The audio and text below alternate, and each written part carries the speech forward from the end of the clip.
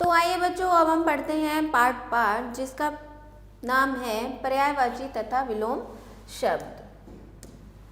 पर्यायवाची तथा विलोम शब्द। तो बच्चों, पर्यायवाची क्या होते हैं और विलोम शब्द क्या होते हैं? समान अर्थ प्रकट करने वाले शब्द समानार्थी या पर्यायवाची शब्द कहलाते हैं। यानी कि जो शब्द जिनके अर्थ समान होते हैं वो क्या कहलाते हैं? हमारे पर्यायवाची शब्द कहलाते हैं। दिए गए शब्दों व उनके पर्यायवाची को याद कीजिए। अब यहाँ पर देख सकते हैं आप, कुछ शब्द दिए गए हैं आपको, जैसे रवि, सूरज का दिया गया है। सूरज को सूर्य भी बोलते हैं, रवि भी बोलते हैं, भानु भी बोलते हैं और सूरज भी बोलते हैं। इसी तरह से कमल का हो जाएगा जलज, नीरज, पंकज। पक्षी का हो जाएगा चिड़िया, विहग, खग।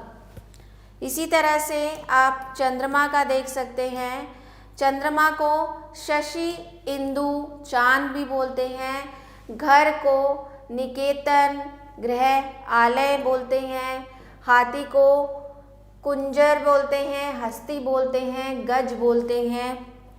इसी तरह से घोड़ा को तुरंग, अश्व और हिरय बोलते हैं। आग को अनल, पावक और अग्नि बोलते हैं, दहन भी बोलते हैं।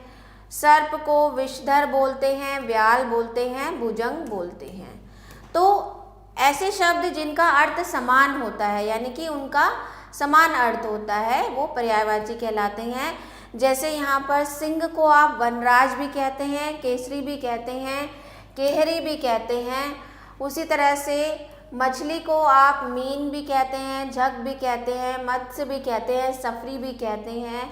आँख को आप नोचन बोलते हैं, नेत्र बोलते हैं, चक्षु बोलते हैं, नयन बोलते हैं।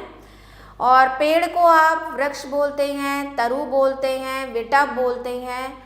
और पहाड़ को आप गिरी भी बोलते हैं, पर्वत भी बोलते हैं, भूधर भी बोलते हैं। और आपका मेघ को आप बादल भी बोलते हैं, घन भी बोलते हैं, जलधर भी बोलते हैं। तो ये सब आपके इनके पर्यायवाची शब्द थे, यानी कि जिनका अर्थ समान होता है।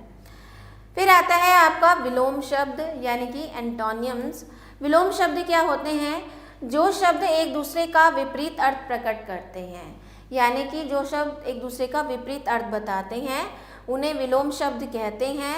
नीचे दिए गए चित्रों को देखिए और उनके सामने दिए गए वाक्यों को समझिए और पढ़िए। तो आइए देख लेते हैं। तो यहाँ पर दिया गया है, कार में बैठी स्त्री अमीर है, बाहर खड़ा भिखारी गरीब है। सेठ मोटा है परंतु उसका नौकर पतला है। सौरभ पेड़ के ऊपर बैठा है, वैभव पेड़ के नीचे खड़ा है। रवि हंस रहा है परंतु छवि रो रही है। तो आप क्या देख पा रहे हैं? अमीर, गरीब, मोटा, पतला, ऊपर, नीचे, हंसना, रोना। तो यहाँ पर ये सब क्या है? एक दूसरे के विपरीत अर्थ वाले शब्द हैं। तो इन्हें हम क्या बोलते हैं? इन्हें हम विलोम शब्द बोलते हैं। आगे है आपका, इन वाक्यों में रंगीन शब्द एक दूसरे के विपरीत अर्थ का बोध कराते हैं, जैसे अमीर, गरीब, मोटा, पतला, ऊपर, नीचे, हंसना और रोना। तो दिए गए शब्द और उनके विलोम को याद कीजिए। तो यहाँ पर कुछ शब्द दिए गए हैं, यहाँ पर इनके विलोम दिए गए हैं, इन्हें आपको पढ़ना है। अच्छा, बुरा, अपना, पराया, आशा, निराशा, आज, कल, उतार चढ़ाव, ऊंचा, नीचा, कोमल, कठोर, खट्टा, मीठा, काला, सफ़ेद, गीला, सूखा, बलवान, निर्बल, जीत, हार, थोड़ा, ज़्यादा।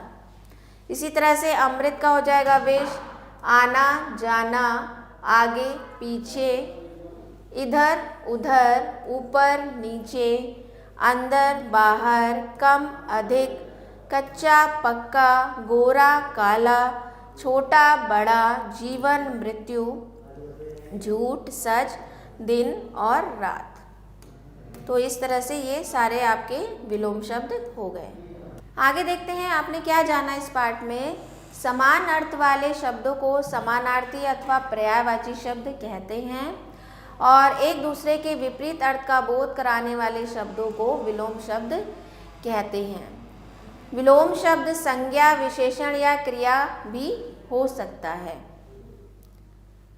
ठीक है, तो यहाँ पर हमने पर्यायवाची शब्द और विलोम शब्द के बारे में पाठ में पढ़ा।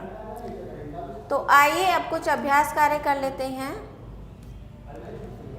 सही विकल्प पर सही का निशान लगाइए। निम्नलिखित में से कौन सा आँख का पर्यायवाची है? तो आँख का पर्यायवाची है नेत्र। अगला है निम्नलिखित में मेहमान का पर्यायवाची है, तो ये हो जाएगा अतिथि।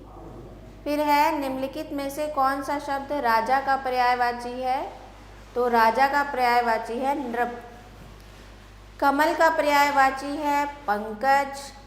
सूर्यास्त होने पर अंधेरा होता है, तो सूर्योदय होने पर उजाला होता है। अगला अभ्यास कार्य है रंगीन शब्दों के विलोम लिखकर रिक्त स्थानों की पूर्ति कीजिए। जीवन में सुख और क्या हो जाएगा यहाँ पे? दुख। सूरज पूरब में निकलता है और पश्चिम में छिपता है। ग है उसकी आशा निराशा में बदल गई। अगला है मेरा पेन नया है परंतु तुम्हारा पुराना है। नए का पुराना। दिन में प्रकाश होता है और रात में अंधकार होता है।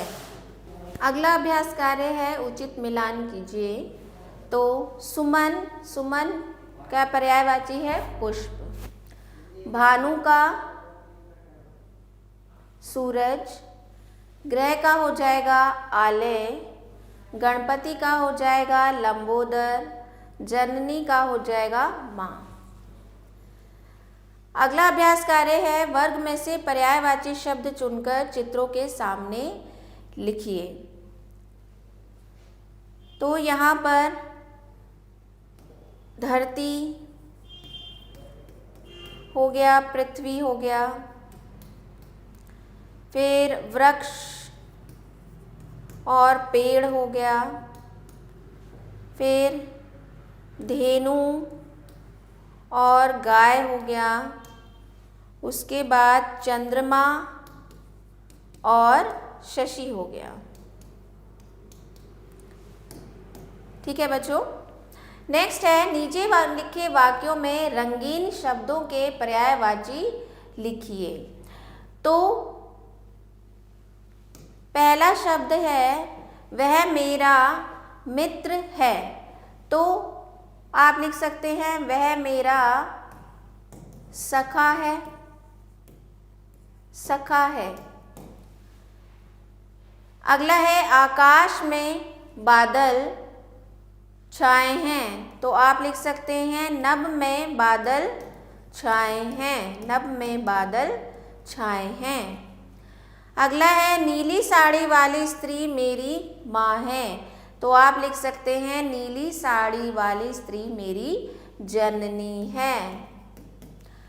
पृथ्वी हमारी माँ है, तो पृथ्वी का हो जाएगा धरा हमारी माँ है।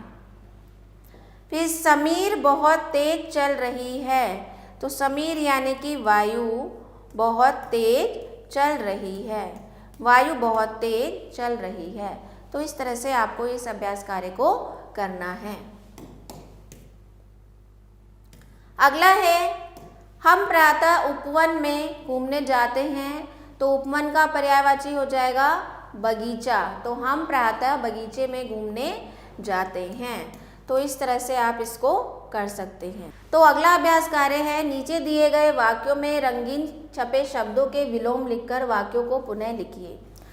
तो सूर्य उदय हो रहा है, तो इसका विलोम क्या हो जाएगा? सूर्य अस्त हो रहा है, सूर्य अस्त हो रहा है, अस्त हो रहा है।